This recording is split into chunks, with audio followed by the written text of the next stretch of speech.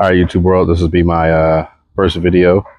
Um, Before we hop in the car, I just kind of wanted to start by showing the car and then discussing what this topic is going to be about. I'm actually going to go over all the pros and cons of owning a EV, specifically a Tesla. I'm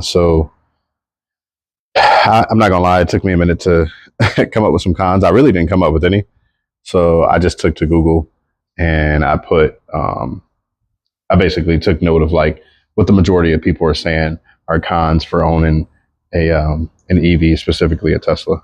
So although I think some of the cons probably could apply to any EV. So we're gonna hop in the car and go for a ride because obviously the channel is called Ride With Me. So if you came here from my TikTok, just know this is definitely going to be a longer video because I got a lot of things to discuss and talk about and basically go over. So that's it for now. I'm gonna get y'all set up in the car and then we're gonna go for a ride. All right, YouTube world, welcome to the channel called Ride With Me. I got y'all all set up. I actually made the video last night, but I played it back and the audio was horrible. I was using one of those wireless microphones I got from TikTok shop. I'm telling you right now, don't do it. Don't get one of them. Anyway, so today's this is the first video, Ride With Me. Got you guys sitting on the passenger side there.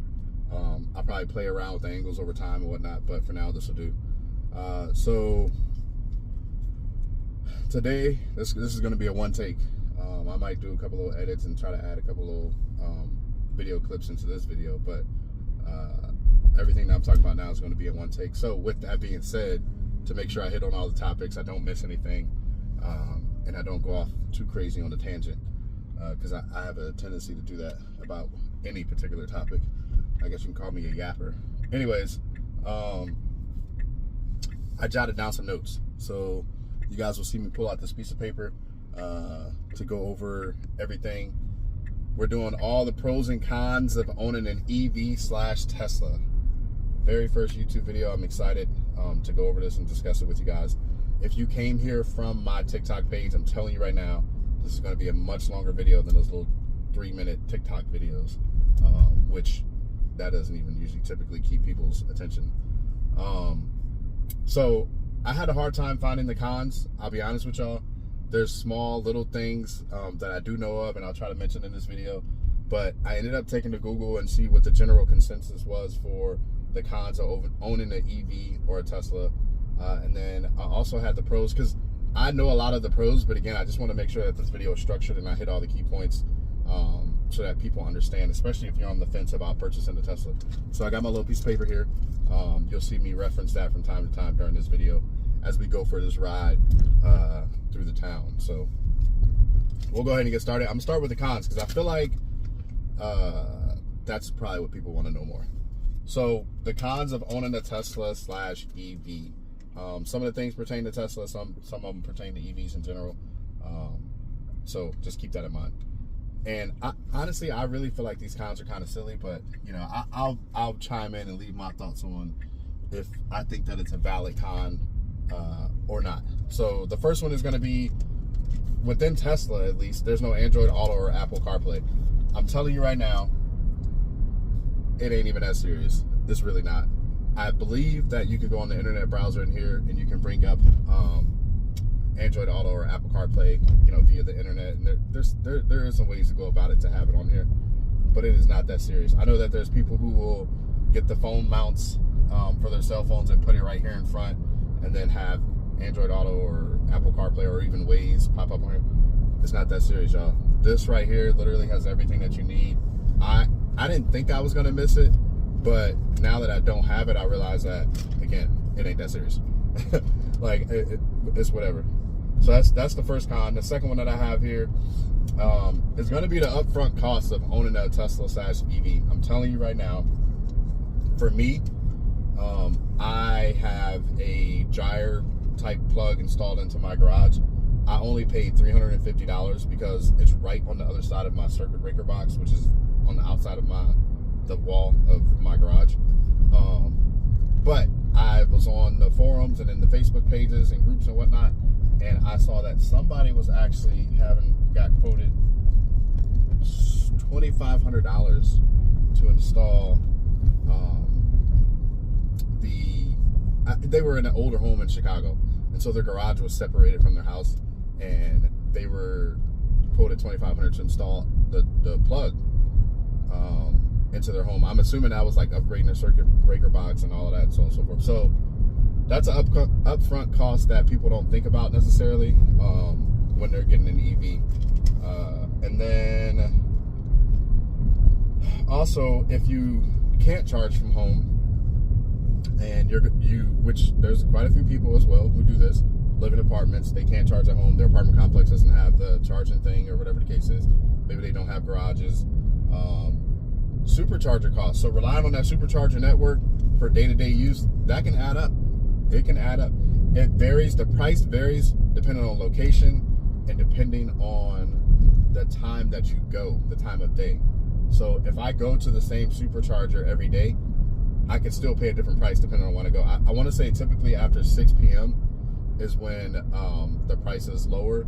And then again, maybe after 10 p.m. I'm sure somebody will correct me if I'm wrong on that. But that's typically for most superchargers how it goes. So if you're relying on superchargers for your day-to-day, the price can add up. Now, it's not the price of gas, right? It's still going to be like, $10, $20 at the most, I believe. Again, it really varies depending on the time that you charge, the time of day that you charge, and your location. And then the other thing is insurance. I feel like people do think about this and talk about this when purchasing cars today, because that's just the smart adult thing to do. Insurance can be high. I came from a Kia Forte GT. My insurance, well, you already know, the Kia boys, right? The Kia boys jacked up the insurance for everybody who had a Kia. I actually, when I got my Tesla, I was thinking that my insurance was only going to go up $20 a month, because basically what I did was I got a VIN from Tesla's website under the used vehicles, one with like a newer one with lower mileage.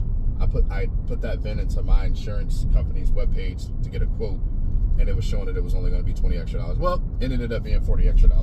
So insurance can be high. It's just, it is what it is. It's one of those, I'm going to say this twice in this video, but this is the first time I'm going to say it. You got to pay the cost to be the boss. If you want the Tesla, if you want the nice vehicle, you're going to have to pay some high insurance. But I believe no matter what you drive and where you live, or even how good your record is, insurance is high across America, period. So the next con is going to be, people talk about longer charging times, right? This is always an argument that it's funny to me, because I think people can choose to look at things differently, but they're choosing not to. So yes, it takes you 5 to 10, it shouldn't take you more than 10 minutes to fill up your tank, your gas car. And then you're going to get 300 or 400 miles, right? Well, if you shift that thinking to, you know what? Number one, do I even need 300 or 400 miles or 200 miles or whatever in a day? You really don't. Nobody's, hey, everybody's different. Some people might drive 300 miles in a day. But you really, for the most part, people are only driving maybe, 20, 30 miles in a day. Yes, I do a little bit more because of my commute and my drive. But if you're only driving that amount each day, what's the purpose of filling your tank up to 300 miles? Now, I say that because my next point is, with the EV world, yeah, it might take us longer to charge, but at some point in time, everybody goes to sleep, right? I would like to think most people sleep, 6 to 8 hours a day. And if you have the ability to charge at home, whether it's on a regular household plug, so a 110 volt, or you have the dryer type plug, the 240, like I have in my garage, you're gonna go to sleep. And when you go to sleep, you'll plug up your car. So hear me out, right? This is the conversion. This is how you got to shift your brain to think. If I'm only driving 20 to 30 miles a day, and I go to sleep every day, even with the slowest charger, you're going to get 3 miles of range per hour of charge. So if we do 6 times, let's just say you only sleep 6 hours, 6 times 3 is 18. You got 18 miles back right there. That's with the slowest one. The majority of people who charge from home will at least go and get to 220 or 240 volt, which is like a dryer style plug. And that's going to get you 30 miles of range. I'm speaking specifically for Tesla. I can't speak for all other EVs. it's going to get you 30 miles of range per hour of charge. That's more than enough than what you need. Again, we're so caught up on like, oh man, you know, like I can go to the gas station, get it. Hey, it's just a different way of thinking. And I feel like people get so caught up and confused by that. It's like, it really isn't that difficult to understand. It's just people are choosing not to they don't want the difference or the change, or they don't want to understand it. Just because they're anti-EV and against it and so on and so forth, right? Everybody has their reasons for whatever. So yes, longer charging time, that's just at home. When you're on road trips and you're stopping at these supercharging stations, I mean, it's 20 minutes max. So they're called superchargers for a reason. They charge really fast. And at the most you're going to spend is like 20 minutes there, and then you're going to go on about your way. 20 minutes is enough to go use the restroom, grab some food, and then if you manage to do all of that really quickly, the car has all these apps installed for a reason. You got Netflix, you got Hulu, you got, you know, so on and so forth. It's just that, again, I feel like people don't have patience. Maybe that's what it is. That's what a lot of the arguments. I don't have time for that. I want to fuel up my car and go on about my day. Anyways, enough on that con. The next con is going to be cold weather impact. I don't have to deal with that here. I live in a hot desert environment, so that's kind of like the least of my worries. But for those who live in the colder environments, there was some issues, I believe, last winter in Chicago where the supercharging stations were freezing over and you weren't able to use them and so on and so forth, right? You do lose range when it comes to cold weather, just like you lose range when it comes to hot weather. It goes both ways. Which I believe that also happens in gas cars, maybe just not as much, and so therefore it's not talked about.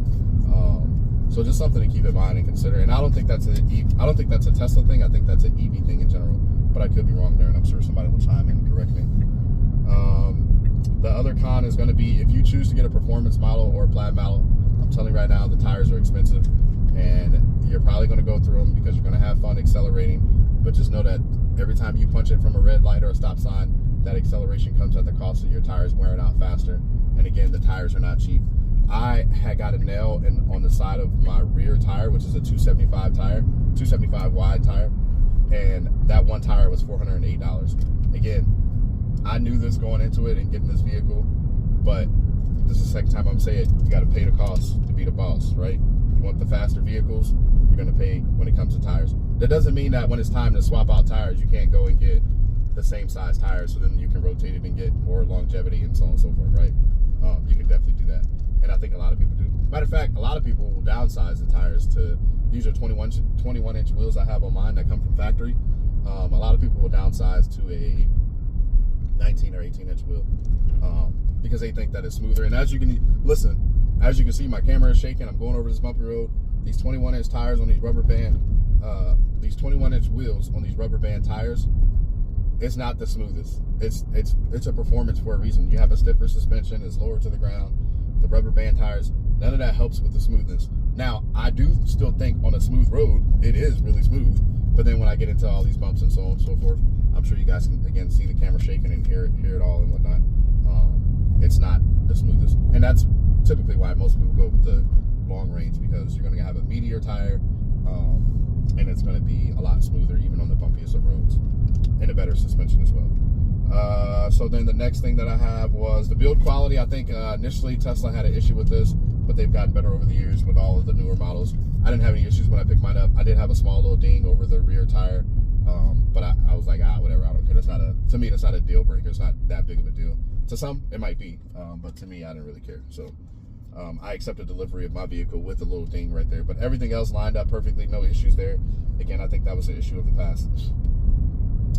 Something that people talk about, and I don't quite know how to explain it, and I'm gonna try to keep it simple, but this is another con, is battery degradation over time. So the more you drive your car, obviously it's going to be using the batteries, the motors,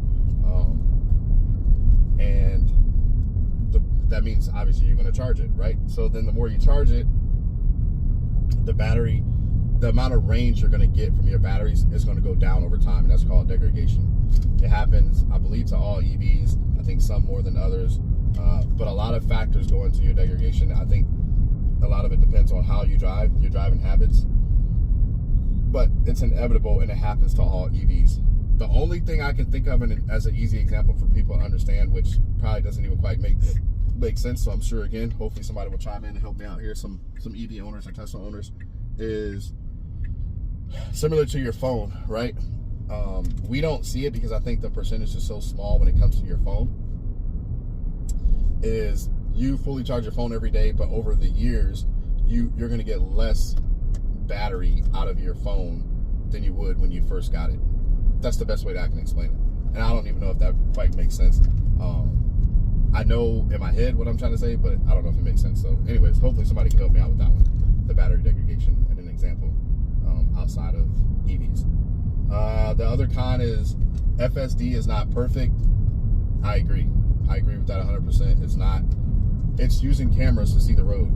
So if it can't see the road, then it's not going to be able to be effective or be able to be used at all.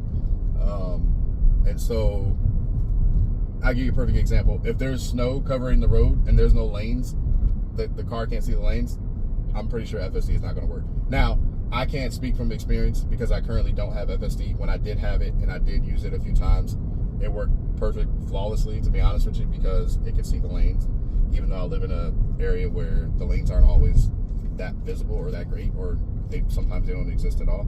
But that could be a con for some, is that FSD is not perfect. It's new. I'm not gonna say it's new technology, but it kind of is. But at the end of the day, they're already rolling out the robo-taxi and they're already delivering Teslas to people's houses with no human interaction or intervention at all. So it's way better than what it was. That's all I'm gonna say. And if you have any experience, I highly encourage y'all to go do a demo drive over at a local Tesla place and check out FSD. It is scary at first and nerve-wracking, but trust me, it's better than you think. But it's not perfect. And that's why it's called, by the way, that's also why it's called supervised right now, because they know that it's not perfect. So that means you need to be paying attention and ready to take over the vehicle at any point in time. There is another con. There is a learning curve for the driving experience. There's a thing called one pedal driving, which I'll go over a little bit more in the pros.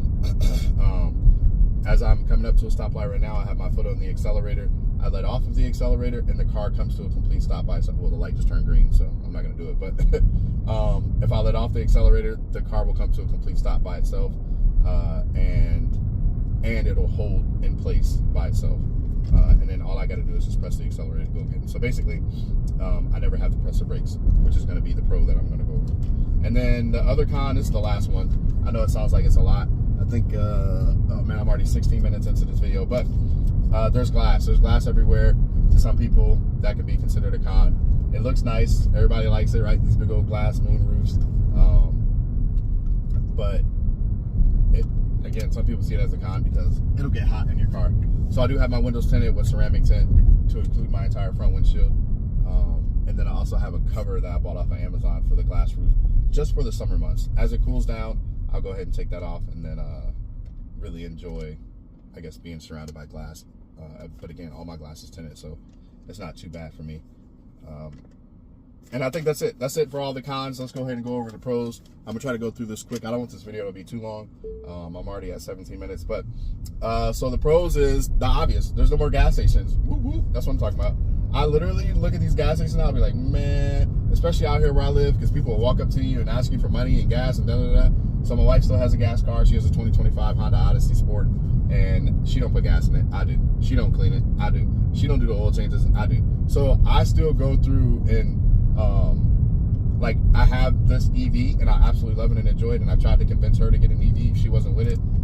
So we ended up getting another gas vehicle earlier this year. But I, for my vehicle, don't have to go to any more gas stations, and I absolutely love it. It's the greatest thing ever.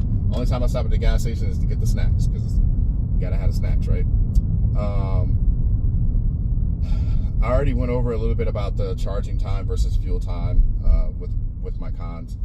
The other thing is no routine maintenance. I just mentioned about my wife, how I do her oil changes, so I still do have to deal with that, but it's okay because I love her. But for my car, there's no routine maintenance. I don't have to get oil changes because I have the performance models.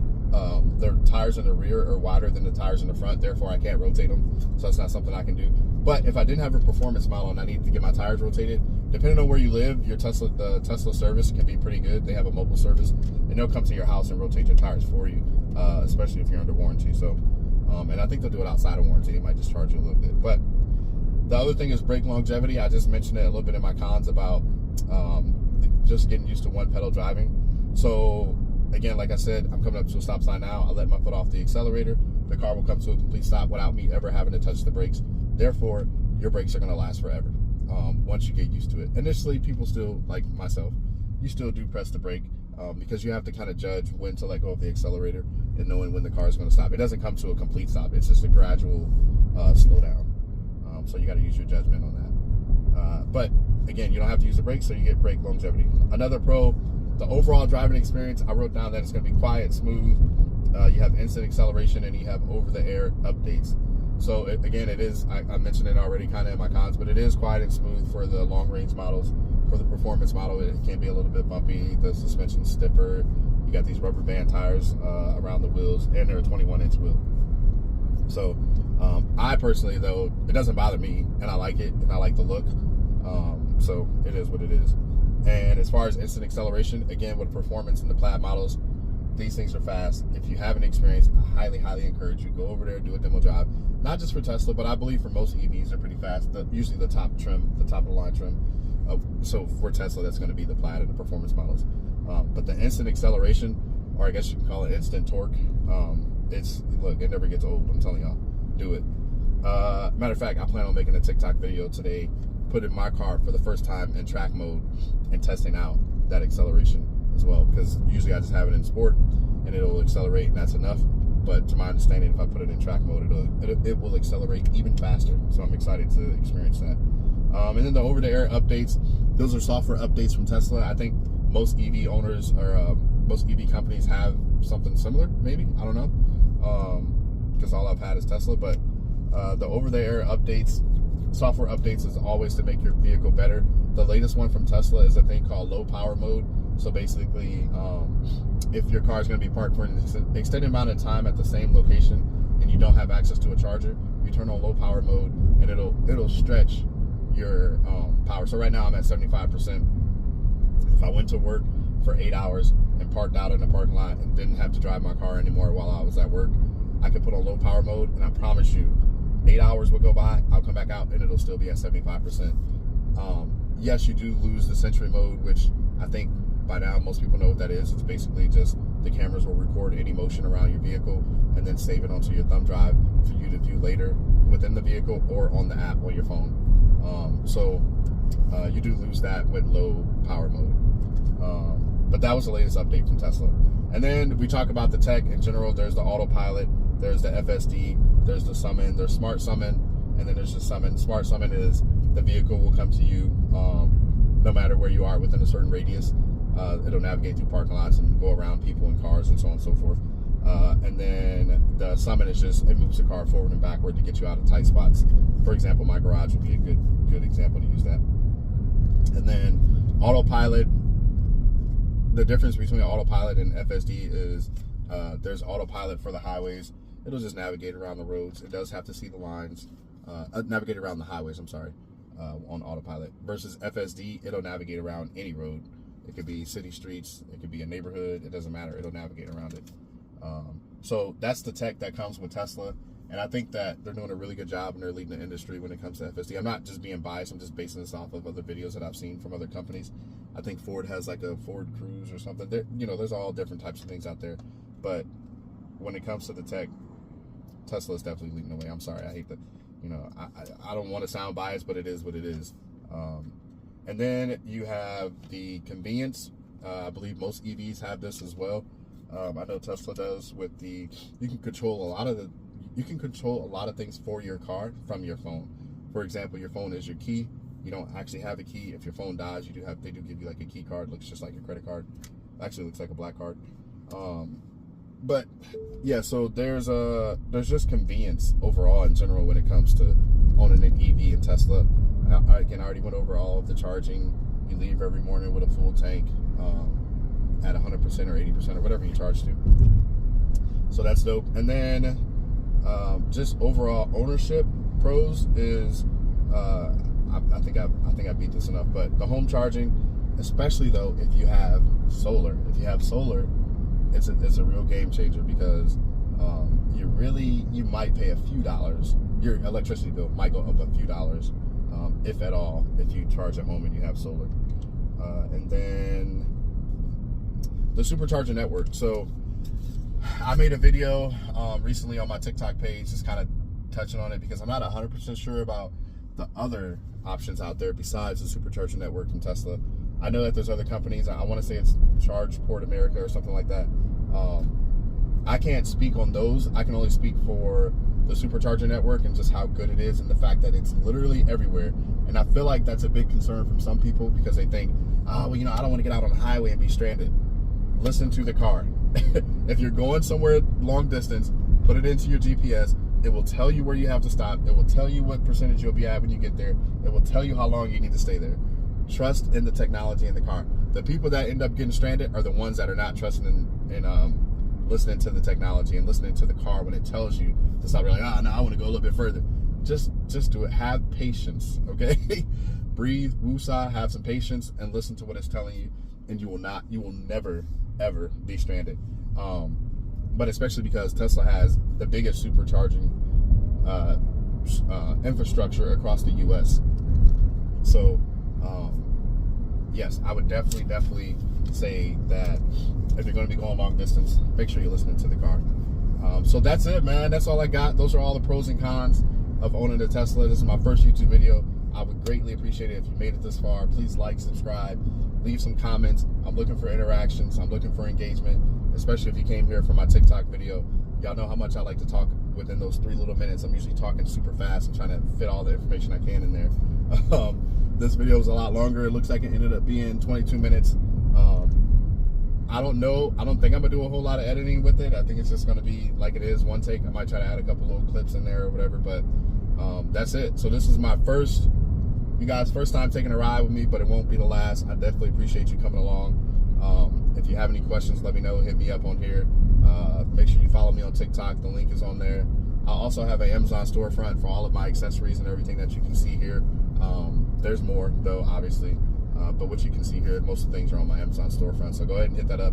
I do earn a small commission off of that. It's pennies on the dollar, so it ain't much. But if you want to help your boy out, I'd appreciate it. And I think that's all I got. Again, thanks. Peace.